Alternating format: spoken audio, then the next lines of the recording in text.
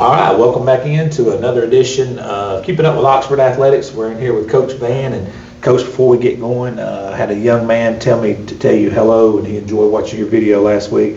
Jim Jacobs of F&N. Oh, yeah.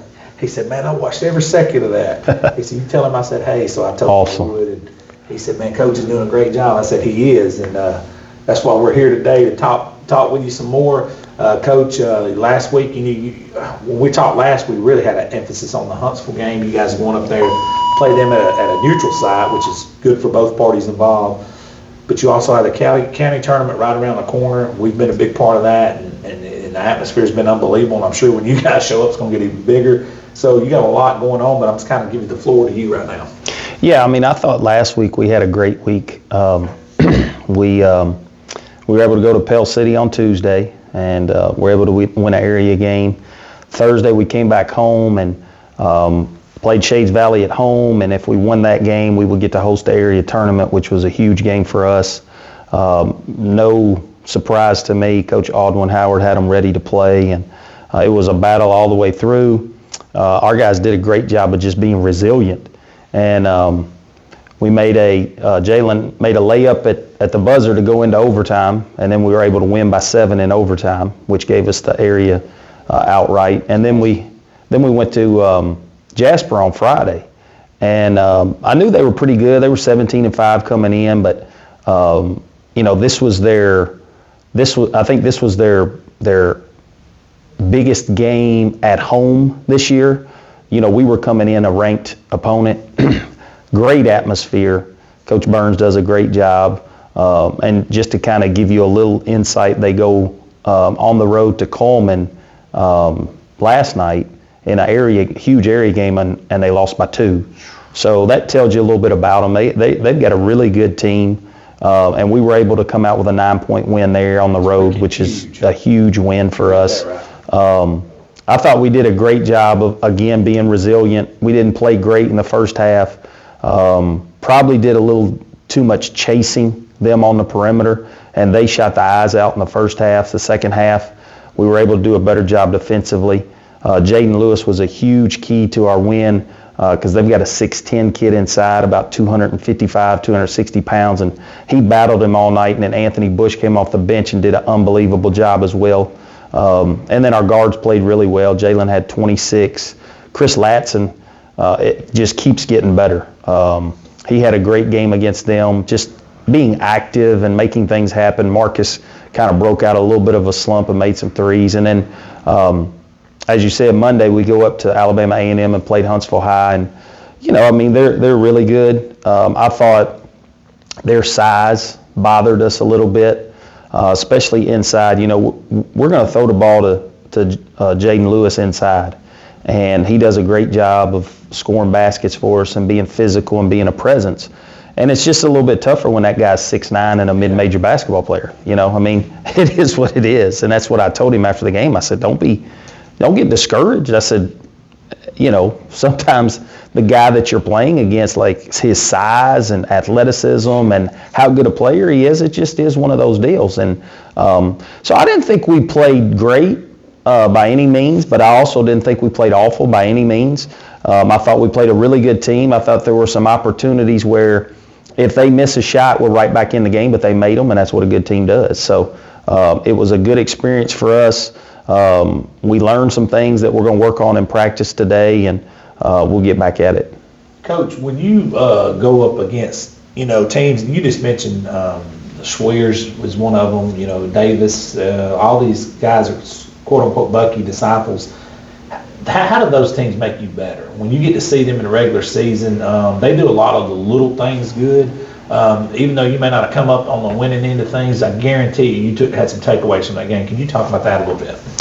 Well, I think first of all, and I put obviously Stu Studeman, and I put Robbie in the same breath whenever I'm talking about how these guys run offense. Right. And what I mean by how they run offense is how the pace that they run offense at. Friday night was great for us because Jasper ran offense at the same pace. And I think that's probably why the game was so close with Coleman. But their pace is really good, right? And the biggest thing with those teams traditionally they don't beat themselves. Like, you're going to have to beat them. Value the basketball. Yeah, like, you're not going to be able to make a bunch of mistakes against them. Correct. And if you do, you're not going to have a chance of winning. Correct. And I just, that's good basketball. And I think we're capable of that. I think we've had games where we played that way. I thought Friday, being on the road, we played that way a lot. And I think we're going to have to play that way in the area championship game, because I think Shades Valley's really good. They value the basketball. Now, they play a little different style, maybe not quite as fast. But they challenge you. And I think that's probably the best way to put it is, I've never seen one of those teams beat themselves. Yeah, that's true. They make you make the plays to beat them. And if you make the plays to beat them, then you win. Makes sense. Makes sense. Absolutely. You mentioned Jaden Lewis a minute ago. He recently got an offer as well. Yeah. Talk about that. Yeah, he just, so we went to play at Jasper, and obviously right there in Jasper is Bevel State. They had been talking to him a lot. So their head coach, Billy Connor, was there. So they invited him back on a visit on Sunday, and he went up on Sunday before our practice and got to see the campus. They walked him around. They did all the stuff that you would do on a visit, and he liked it a lot. And I don't want to, I don't want this to sound any way other than the truth. I think he's going to have more options than that. Now, if that's where he would like to go and further his career, I think they're really interested in him. But he's played really well for us. He's been a great presence for us inside, and Jay's just not a post player. He can step out, and he's made threes this year, and he can drive the ball, and he's probably a much better perimeter defender than most people think he is, because he's got to play the post for us. But he's had a great year, and it's paying off for him. He's seeing the rewards of that great season. Having that option's a blessing. Yes.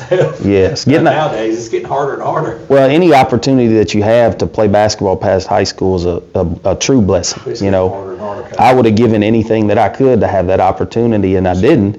And that's been one of my huge goals as a coach is, if we have a young man who wants to have the opportunity, my job's to do everything I can, and in terms of helping him find options, but also making him the best player that he can be, so he can have those options. So that was fun to see. Just those guys really wanting him. Football, I tell people this, and people laugh when I say this. It's just a numbers game. Like in football, They have a 120-man roster. Yeah. Okay. Basketball, that same school will have 12 guys. Correct. I mean, it's a numbers game when it comes to that. So if you get an offer, to me, it's a blessing. So. And I agree with you. He's a phenomenal athlete and a great player and a good kid. That's most importantly, and I think that's why he does have offers. Yeah. You know what I'm saying? We'll probably receive more. No doubt. Now, you do know your county tournament opponents is Piedmont, correct? Well, we play Ohatchee Saturday. Okay, Ohatchee Saturday, okay. And then the winner of that game plays Piedmont in the semifinals on Monday. So Ohatchee Saturday, okay. Yeah, okay, so Saturday, the Ohatchee, have you got to watch Ohatchee? I know Jake Roberson had a big game the other day. We got to watch him live. Yeah, I was just watching them today a little bit. I'll watch them more the next couple of days. I know Mook, he does a great job. I'm really happy for him getting his opportunity, and he's done such a great job over there. And it'll be a great opportunity for us to try to get a little bit better, and that's kind of how we're looking at every practice, every game. Gotcha. So I asked Melissa this, I'll ask you this too. You kind of sandwich between end of your area play, county tournament, then you got to go into area tournament, and God willing, a sub-regional, regional, which will be right back at that same place. So it's kind of like bam, bam, bam, bam. Do you consider that good or bad from a momentum standpoint? You got to consider you got to stay up.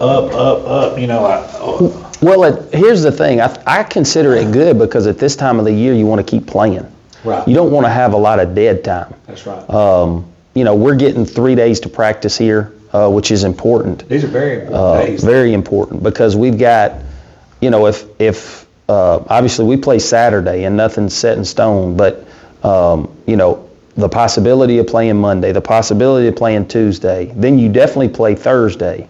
Then you turn around and the area championship is Tuesday. Then the sub-region game's the following Saturday. Then the region, I'm not sure what day it would play on. But, the biggest thing is you want to be playing. Yeah. Like, you don't want 6-7 days off right now. And I think what you try to do is, you try to get to this point of the season and try to start playing your best. And once you start playing your best, you just kind of keep flowing and it gets better and better. And I think we're close there. I went back and watched the film and, we had some great possessions offensively against Huntsville High. We had some great possessions defensively. We played with a shot clock. It's not an easy thing. Yeah, we played with a shot clock. I can tell you 2 possessions, we win our 1-3-1, and they shot a 3 with under 5 seconds to go on the shot clock, and there was no high school 3-point line at Alabama A&M. It was all college. And both 3s were 2 or 3 steps behind the college line, and they made them.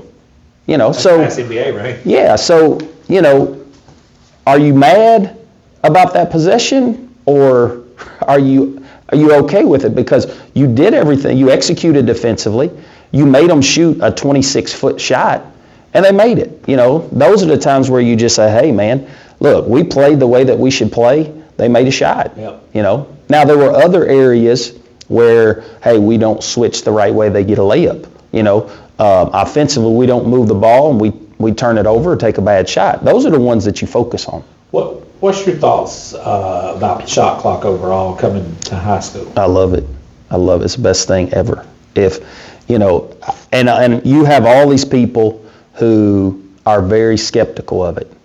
And what I would say is this, why would we, and I'm going to use other sports as an example, right? So think about all the changes that baseball has made over the years, okay? Think of all the changes that football has made over the years. I agree. Okay? So then all of a sudden, basketball has been playing with a shot clock at the highest level for ever. I don't know how long exactly. In college, they've been playing with it for 40 years at least, maybe 50, I don't know. Why would we not play the same way? And I think what happens is this, is you get people who, for example, you'll play a team that, they're using the way the game is played in their advantage, right?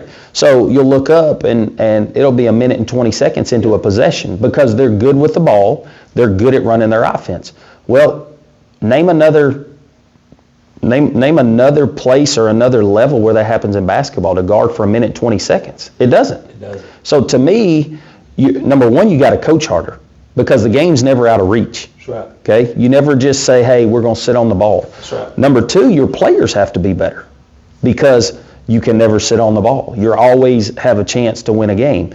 And then the third thing is I think both coaching and player-wise, you got to be able to run stuff. You got to be able to get good shots throughout the game, and all of a sudden when you look up, if you're down 20 at the half, you're not out of the game because every 35 seconds they got to shoot a shot, So I'm a huge proponent of it. I just think it teaches your kids how to play the right way more. A lot of people will say, well, everybody will play zone, or well, everybody will shoot bad shots because they're quick shots. Well, that's the coach's job.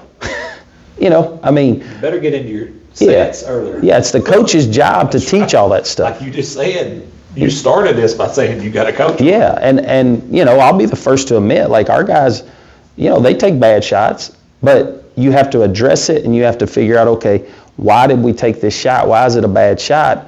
Why are we not trying to get a better shot? And then you try to move forward and hopefully they get better at it. But the shot clock would add so much to the high school game in Alabama. I agree. I just hope they push it forward here in the spring. I hope so too. I was at the meetings 2 years ago when they were talking about bringing it, and there's a lot of people even in that room. Well, we got to do this, and there'll have to be somebody run it, and the school's got to have to pay for it. And I was like thinking, man, we're falling behind. Well, it reminds me of slow pitch softball. Yeah, you remember that? Yeah, my whole thing is this: is guys, did we buy a play clock in football? Sure did. Yeah. So why can't you buy a shot clock in basketball? That makes sense. It's the easiest way to break it down. You have somebody up there running the play clock in football. That's why can't you have somebody running the shot clock in basketball? I agree, 1,000%, 100%.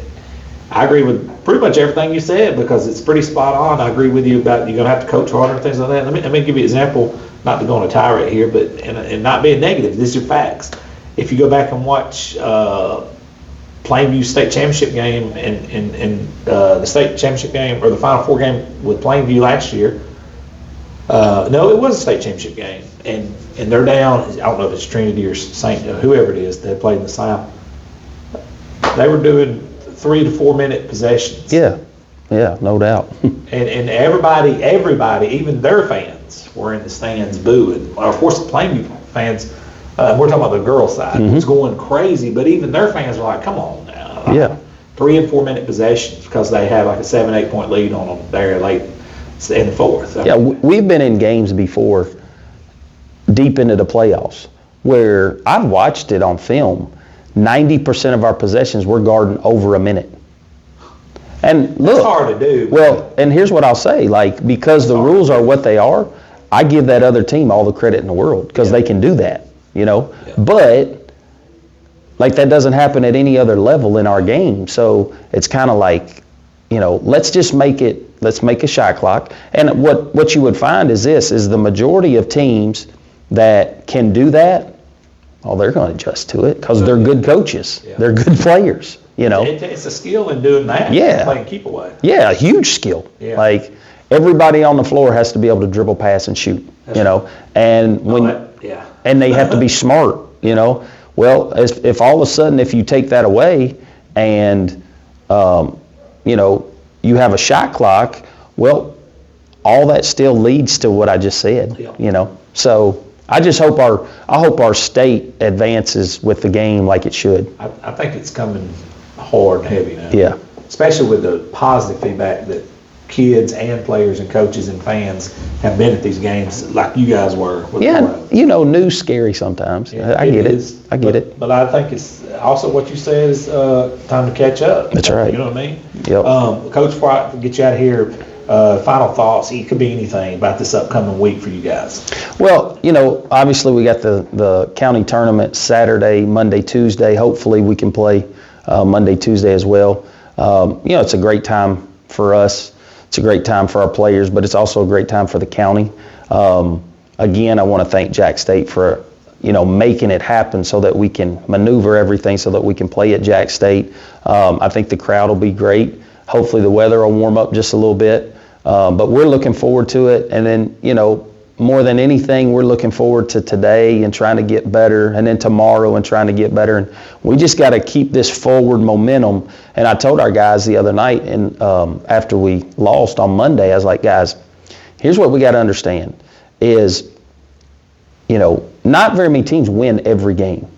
Sometimes you play a team and you don't play your best. Sometimes the team is just better than you. Sometimes multiple things happen, right? Does that change all the stuff we've been doing over the last 3 months? No, it doesn't change anything. What it hopefully does is it allows us to say, hey, this is what we need to get better at. This is what we need to get better at. This right here is a little bit of a deficiency. Let's work on this. And, that was kind of the thought that I wanted to put in their mind, because we've been, our team has come together tremendously over the last couple of months. And really over the last month, they've become close, right? And we all know it's a fragile deal, and one loss, can cause some friction, right? And I didn't want that to cause any friction. That's not why we played the game. We played the game because it was a great opponent. Right. It was going to tell us a lot about ourselves, where we're at. And Christian said, Coach, you guys got a great team. He said, they're just a little bit better in some areas. That's fine. Well, let's get better at them. And I think that's the whole key to this week and what we're going to talk about in film, and we're going to watch some things and try to improve on the things that we didn't do well, and get back on the right track Saturday. Coach, before I let you out of here, that you're pretty much in a tournament setting from here on out, yeah. correct? Yeah. So it's county, area, sub-region? We play Vestavia Thursday, next Thursday, but that's the only game. Yep. But you got that tournament mindset for sure coming in. And we're going to approach Thursday's game like a sub-region game. Yeah. And obviously the the opponent's going to be pretty good. Patrick does a great job, and we've been playing for a long time. So, yeah, I mean, every game left is either a tournament setting or we're going to make it a tournament setting. Yeah. And we'll just kind of see where it falls. Yeah, that'd be a scary opponent in the tournament. Yeah, no doubt. Coach, appreciate you sitting in. Thank you so much. Thanks.